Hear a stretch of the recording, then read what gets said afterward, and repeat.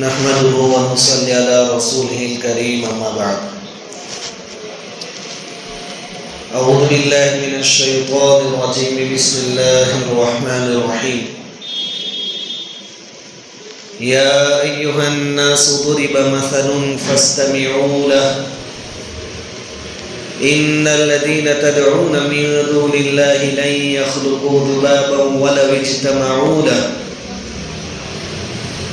وَإِن يَسْلُبْهُمُ الذُّبَابُ شَيْئًا لَا يَسْتَنقِذُوهُ مِنْهُ ضَعُفَ الطَّالِبُ وَالْمَطْلُوبُ مَا قَدَرُوا اللَّهَ حَقَّ قَدْرِهِ إِنَّ اللَّهَ لَقَوِيٌّ عَزِيزٌ صدق اللہ العظیم۔ بزرگ اور پیارے بھائیو، اللہ رب العزت کا بڑا کرم احسان اور بڑی مہربانی ہم پر یہ ہے کہ اللہ تعالیٰ نے ہم سب کو ایمان کی دولت سے نوازا ہے۔ ایمان ایک ایسی چیز ہے کہ انسان اپنی جان، اپنا مال، اپنا پریوار، اپنا وطن، اپنا خاندان، سب کچھ اس کی حفاظت کے لیے داؤ پر لگا دے، قربان کر دے تو بھی کم ہے، کیونکہ یہ زندگی بہرحال ختم ہونے والی ہے، اور اس کے بعد والی جو ہمیشہ کی زندگی ہے اس میں ایمان چاہیے۔ ہمیشہ کی جنت کا دار و مدار ایمان کی سلامتی پر ہے۔ صحابہ کرام رضوان اللہ تعالی علیہم اجمعین نے اس حقیقت کو بہت اچھی طرح سمجھ لیا تھا، اس لیے انہوں نے اپنے ایمان کی حفاظت کے خاطر اپنی جانوں کو داؤ پر لگایا، اپنی زندگی بھر کی کمائی جو تھی اس کو داؤ پر لگایا، اپنے خاندان والوں کو، اپنے رشتہ داروں کو، اپنے وطن کو، سب کچھ داؤ پر لگا کر اپنے ایمان کو بچایا۔ حضرت عائشہ رضی اللہ تعالی عنہ فرماتی ہیں کہ جب مسلمان ہونے والے مردوں کی تعداد، ان کی سنکھیا 38 ہوئی، 38 مرد حضرات ایمان لانے والے،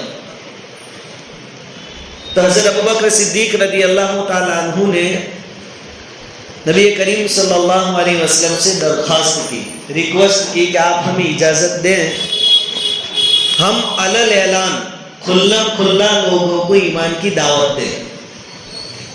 یہ جو 38 تھے وہ خفیہ طور پر اپنی ایمان کی حفاظت کرتے تھے، علل اعلان دعوت دینے کا سلسلہ شروع نہیں ہوا تھا۔ حضرت ابوبکر صدیق رضی اللہ تعالیٰ عنہ کی درخواست پر حضور صلی اللہ علیہ وسلم نے جواب دیا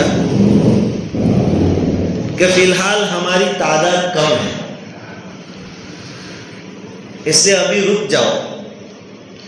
لیکن حضرت ابوبکر صدیق رضی اللہ تعالیٰ عنہ نے اصرار کیا، بار بار حضور سے درخواست کی کہ نہیں، اب علل اعلان دعوت دینی چاہیے۔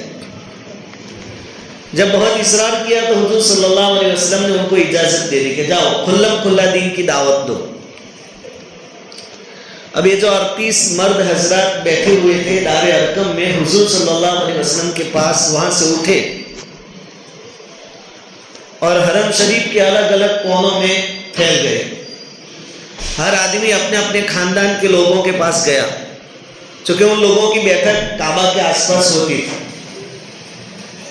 اور ہر ایک نے دعوت دینا شروع کیا۔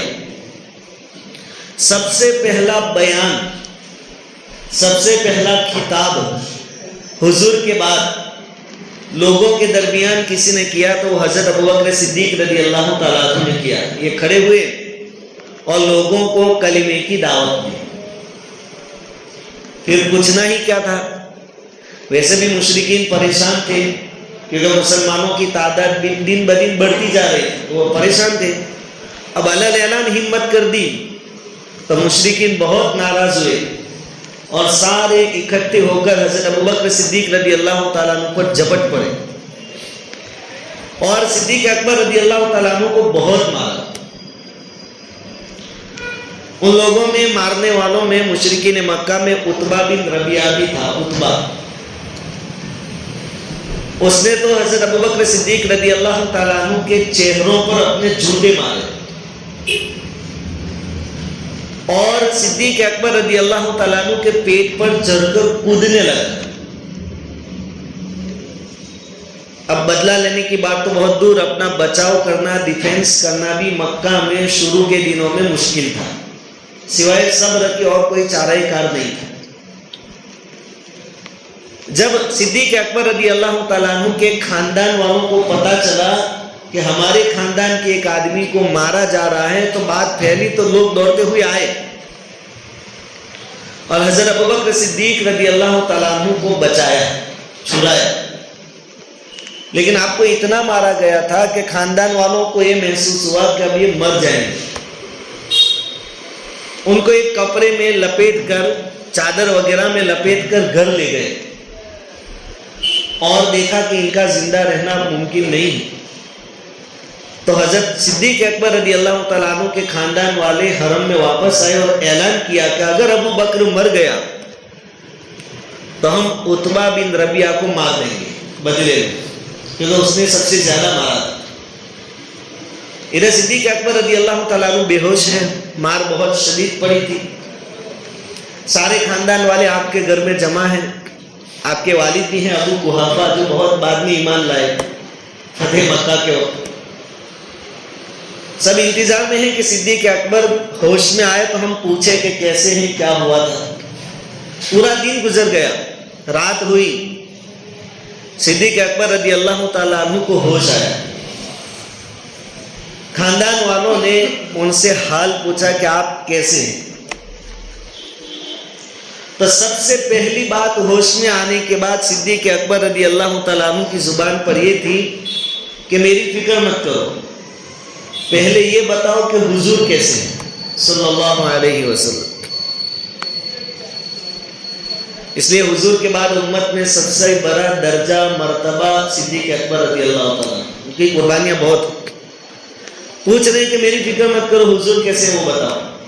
اب یہ جو خاندان والے تھے وہ بھی تو مسلمان نہیں تھے، وہ سب ناراض ہوئے، کہنے لگے کہ اپنی فکر نہیں ہے اور حضور کے بارے میں پوچھتا ہے، محمد بن عبداللہ کے بارے میں پوچھتا ہے. تو خاندان والوں نے بھی صدیق اکبر کو ڈانٹا اور بہت سارے تو اٹھ کر وہاں سے غصے میں چلے گئے کہ اس کو خود کی فکر نہیں اور محمد کی وجہ سے تو اس کو مار پڑی، پھر بھی پوچھ رہا ہے محمد کیسے. چلے گئے. لیکن جاتے جاتے صدیق اکبر رضی اللہ تعالیٰ عنہ کی والدہ جو تھی ماں، جن کا نام ہے ام خیر، وہ بھی مسلمان اس وقت نہیں تھی. ان سے کہتے گئے کہ کچھ بھی ہوا لیکن ہے تو ہمارے خاندان کا آدمی، اس کو ذرا کھلانا پلانا، اس کی دیکھ بھال کرنا. لوگوں کے چلے جانے کے بعد صدیق اکبر رضی اللہ تعالیٰ عنہ کی والدہ نے حضرت صدیق اکبر رضی اللہ تعالیٰ عنہ کو کچھ کھلانا چاہا تاکہ جسم میں کچھ طاقت آئے. اتنی خراب پوزیشن اور حالت ہے کہ صدیق اکبر بیٹھ بھی نہیں سکتے، لیتے ہیں، بہت مار پڑی تھی. تو کھانے کی جب بات کہی گئی تو اپنی ماں سے کہہ رہے ہیں کہ میں اس وقت تک کھانا نہیں کھاؤں گا جب تک کہ مجھے حضور کا حال معلوم نہ ہو جائے کہ ان کے ساتھ کیا ہوا، وہ کیسے ہیں، وہ صحیح سلامت ہے کہ نہیں. یعنی اپنی کوئی فکر نہیں، حضور کی فکر. ام خیر کہتی ہے کہ مجھے تو معلوم نہیں کہ تمہارے دوست کا کیا ہوا اور وہ کہاں ہے. صدیق اکبر رضی اللہ تعالیٰ عنہ نے لیتے لیتے اپنی ماں سے کہا کہ آپ خطاب کی بیٹی ام جمیل کے پاس جاؤ، یعنی حضرت عمر رضی اللہ تعالیٰ عنہ کی بہن، وہ بھی چپکے سے ایمان لے آئی تھی. ان کو جا کر پوچھو کہ محمد بن عبداللہ کا کیا ہوا.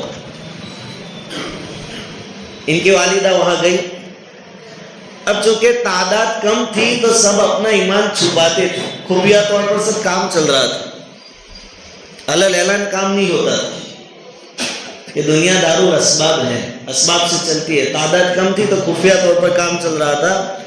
یہ گئی ام خیر اور ام جمیل سے یعنی حضرت عمر کی بہن سے پوچھا کہ محمد بن عبداللہ کا کیا حال ہے. میرا بیٹا ابو بکر بار بار پوچھتا ہے، کھاتا پیتا بھی نہیں، آج اس کی بہت پٹائی ہوئی.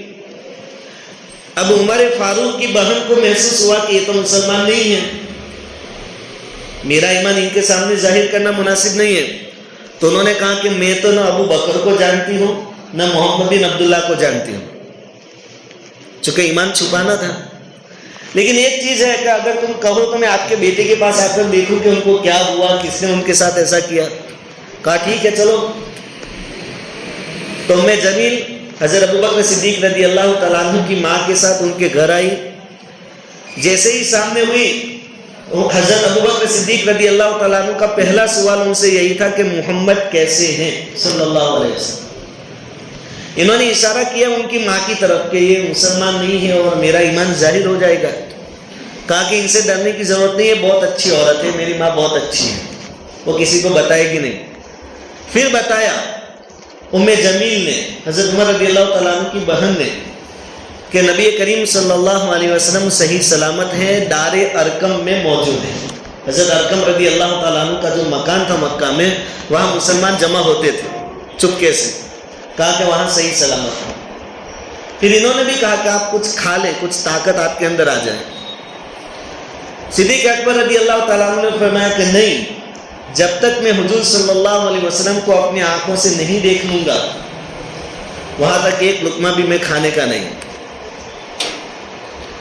اب علل اعلان ان کو وہاں تک لے کر جانا ممکن نہیں تھا دن میں. یہ دونوں عورتیں وہاں ٹھہری رہی. جب آدھی رات ہو گئی, سب سو گئے اور دیکھا کہ اب کوئی نہیں ہے, تو ان دو عورتوں نے یعنی صدیق اکبر کی والدہ اور ام جمیل نے ان کو اٹھایا. چل تو سکتے نہیں تھے, بہت مار پڑی تھی. ان کو اٹھایا, سہارا دے کر دار ارقم لائے. جیسے ہی نبی کریم صلی اللہ علیہ وسلم نے حضرت ابوبکر صدیق رضی اللہ تعالیٰ عنہ کو دیکھا, آپ نے ان کو اپنے سینے سے چمٹا لیا اور صدیق اکبر رضی اللہ تعالیٰ عنہ کی پیشانی پر بوسہ دیا. اور وہ جو 37 مسلمان ہوئے تھے سب نے صدیق اکبر رضی اللہ تعالیٰ عنہ کو دیکھ کر خوشی کا اظہار کیا, اللہ کا شکر ادا کیا. صدیق اکبر رضی اللہ تعالیٰ عنہ کا ایک ہی سوال ہے کہ حضور آپ کیسے ہیں؟ حضور نے فرمایا اللہ کا شکر ہے میں صحیح سلامت ہوں. تب جا کے صدیق اکبر رضی اللہ تعالیٰ عنہ کو چین آیا. اب دوسری فکر فوراً شروع ہو گئی کہ حضور یہ ام خیر میری والدہ ہے, ماں ہے, بہت اچھی عورت ہے, میری بہت خدمت کرتی ہے, لیکن مسلمان نہیں. آپ ان کو دعوت دیجئے, آپ بڑے برکت والے ہیں, آپ کی برکت سے یہ بھی مسلمان ہو جائے. خود کے ایمان کی فکر, پھر اپنے گھر والوں کی فکر. نبی کریم صلی اللہ علیہ وسلم نے ان کی والدہ کو ایمان کی دعوت دی, انہوں نے فوراً کلمہ پڑھ لیا. اسی دن حضرت حمزہ رضی اللہ تعالیٰ عنہ مسلمان ہیں. 38 تو پہلے سے تھے, پھر 39 ہوئے مرد. اور اسی دن نبی کریم صلی اللہ علیہ وسلم نے 2 آدمیوں کے ایمان کے لیے اللہ تعالیٰ سے دعا کی تھی کہ یا تو عمر بن خطاب مسلمان ہو جائے تاکہ مسلمانوں کو کچھ تقویت حاصل ہو, طاقت حاصل ہو, یا ابو جہل کے بارے میں. تو اللہ رب العزت نے حضرت عمر فاروق رضی اللہ تعالیٰ عنہ کے حق میں حضور صلی اللہ علیہ وسلم کی دعا کو قبول فرمایا. تو دوسرے دن حضرت عمر رضی اللہ تعالیٰ عنہ مسلمان ہوئے. پھر جا کر مسلمانوں کی تعداد ہوئی 40. اور عمر فاروق رضی اللہ تعالیٰ عنہ کے ایمان لانے کے بعد پھر مسلمانوں کے اندر اتنی طاقت آئی کہ حرم میں جا کر علل اعلان نماز پڑھی گئی اور پورے مکہ میں اللہ اکبر کے نعرے بلند کیے گئے. پھر یہ قافلہ بڑھتا گیا بڑھتا گیا بڑھتا گیا. تب سے یہ سلسلہ شروع ہے. آج بھی دنیا کے کئی ملکوں میں لوگ ذوق در ذوق مسلمان ہو رہے ہیں, اور یہ سلسلہ انشاءاللہ چلتا رہے گا چلتا رہے گا, حتیٰ کہ حدیث میں ہے کہ قیامت سے پہلے ہر کچے پکے مکان میں اسلام داخل ہو کر رہے گا, چاہے کوئی کتنی بھی کوشش کرے. یہ سلسلہ چلتا رہے گا. ہماری خوش قسمتی ہے کہ اللہ تعالیٰ نے ہمیں دشمنوں میں سے نہیں بنایا, ایمان دیا. اب ہماری ذمہ داری اپنے ایمان کو بچانے کی فکر, اپنے اولاد کے ایمان کو بچانے کی فکر, اور ایمان اور عقائد کی حفاظت کے خاطر کچھ مصیبتیں آتی ہیں تو ان مصیبتوں پر صبر کرنا ہماری ذمہ داری. اپنے ایمان پر ڈٹے رہے, کچھ برداشت کرنا پڑے, جانی مالی نقصان یا زبانی کچھ سننا پڑے سنیں, کڑوی کسیلی سننی پڑے سنیں, اور انہی چیزوں پر جنت ملنے والی ہے. مایوسی کی کوئی وجہ نہیں. اللہ کا شکر ادا کرے کہ ہم مسلمان ہیں, اور اللہ سے دعا کرے مرتے دم تک ہمیں ایمان پر باقی رکھے، حالات کیسے بھی ہو۔ اپنی اولاد کی بھی ایسی ہی تربیت کریں کہ کچھ بھی ہو جائے، جانی مالی نقصان اٹھانا پڑے اٹھائیں، لیکن ایمان پر مضبوطی کے ساتھ چل رہے۔ آنے والے دنوں میں کچھ پروگرام ہے 22 تاریخ کو۔ اب چونکہ ہمارا معاشرہ مخلوط ہے، ملے ہوئے ہیں، سب کے تعلقات بھی ہوتے ہیں، اچانک کوئی آپ کے پاس آ جاتا ہے بولے کہ یوں بولو، ہم نہیں بولیں گے۔ تعلقات اپنی جگہ پر، کاروبار اپنی جگہ پر، دوستی اپنی جگہ پر، حالانکہ ان لوگوں سے زیادہ دوستی کی بھی اجازت شریعت نے نہیں دی ہے۔ یا ایھا الذین آمنوا لا تتخذوا عدوی وعدوکم اولیاء، اے ایمان والو میرے اور تمہارے دشمنوں کو دوست مت بناؤ۔ دوسری جگہ لا یتخذ المؤمنون الکافرین اولیاء من دون المؤمنین، دوستی کرنی ہو تو مومن بہت ہیں، مومنوں کو چھوڑ کر ان سے دوستی مت کرو۔ لین دین کا تعلق، کاروبار کا تعلق اپنی جگہ، لیکن بہت ڈیپ میں جانا، بہت اونڈے اترنا یہ ہمارے لیے مناسب نہیں۔ تو شرما شرمی میں یا دباؤ میں آ کر ہمیں کوئی ایسی چیز بولنی نہیں ہے۔ جیسے یہ دن ہمارے نارملی گزر رہے ہیں، ہمارے لیے وہ دن بھی ایسا نارملی ہونا چاہیے۔ ہمیں ایکسٹرا کوئی کام نہیں کرنا ہے۔ کاروبار اگر بند رکھتے ہیں، گھر پہ رہتے ہیں، اللہ اللہ کریں گے۔ ہر مسلمان اگر دیکھنے جا رہا ہے تو سینے میں اس کے غم ہے، درد ہے، لیکن انہی چیزوں پر جنت ملنے والی ہے۔ صبر کا دامن تھامے رکھیں، اپنی زبان سے کچھ ایسے کلمات نہ کہیں، کوئی ایسی کومنٹ نہ کریں، سوشل میڈیا کے ذریعے کوئی کسی کا غصہ بھڑکانے کی کوشش نہ کریں، اپنے جو نارمل دن گزرتے ہیں اس میں لگے رہیں، اور اس بات کا تہیہ کر لے، پکا ارادہ کر لے کہ ہم اپنے ایمان میں مضبوط رہیں گے۔ ابراہیم علیہ السلام نے جس گھر میں آنکھیں کھولی، آپ کا باپ خود مورتیاں بنانے والا تھا، آپ کی پوری قوم مورتیوں کی پوجا کرنے والی تھی، تو گھر میں بھی وہی ماحول تھا، باہر بھی وہی ماحول تھا، لیکن ابراہیم علیہ السلام وہاں رہے، اور ابراہیم علیہ السلام نے ان کو دعوت دی، اور ہم ایمان والے ہیں اس پر اللہ کا شکر ادا کریں۔ میں نے آپ کے سامنے ایک آیت کریمہ پڑھی کہ اللہ کے علاوہ کسی کا حق نہیں ہے کہ اس کی پوجا کی جائے، اس کی عبادت کی جائے۔ بھائی جو قادر مطلق ہو اس کی تعریف ہونی چاہیے، اس کی عبادت ہونی چاہیے۔ جو کچھ نہیں کر سکتا اس کی عبادت کیسے ہو سکتی ہے؟ قرآن نے کیا مثال دی، یا ایھا الناس، یہاں یا ایھا الذین آمنوا نہیں، ایمان والے صرف نہیں، سب کو اللہ تعالیٰ کہہ رہے ہیں یا ایھا الناس ضرب مثل، کہ ایک مثال میں بیان کرتا ہوں، فاستمعوا لہ، دھیان سے سننا، ان الذین تدعون من دون اللہ لن یخلقوا ذبابا ولو اجتمعوا لہ، تم جن کی پوجا کرتے ہو ایک مکھی کو بھی پیدا کرنے کی وہ طاقت نہیں رکھتے۔ ایک مکھی، وَلَوْ اجْتَمَعُوا لَهُ، چاہے اس کے لیے یعنی مکھی پیدا کرنے کے لیے دنیا بھر کے معبود جمع ہو جائیں، سب مل کر بھی ایک مکھی بنا سکتے ہیں، اور مکھی پیدا کرنے کا تو بہت دور کی بات۔ وَإِن يَسْلُبْهُمُ الذُّبَابُ شَيْئًا، کہ تم جو ان کے اوپر چڑھاتے ہو، مٹھائیاں رکھتے ہو، اس پر مکھیاں آ کر بیٹھتی ہیں، اور وہ مٹھائی لے کر مکھی اڑتی ہے۔ وَإِن يَسْلُبْهُمُ الذُّبَابُ شَيْئًا لَا يَسْتَنقِذُوهُ مِنْهُ، تو تمہارے بنائے گئے معبودوں میں اتنی بھی طاقت نہیں کہ اپنی مٹھائی واپس لے سکے مکھی کے پاس۔ ضعف الطالب والمطلوب، کہ پوجنے والے بھی کمزور اور جن کو پوجتے وہ بھی کمزور۔ ہم پر اللہ کا احسان ہے، اللہ نے ہمیں ایمان دیا ہے، اس پر اللہ کا شکر ادا کریں، اللہ کے ساتھ اپنے تعلقات کو مضبوط کریں، اور اپنی آنے والی نسلوں کی ایمان کی فکر کریں۔ اللہ رب العزت پوری امت مسلمہ کو عافیت عطا فرمائے۔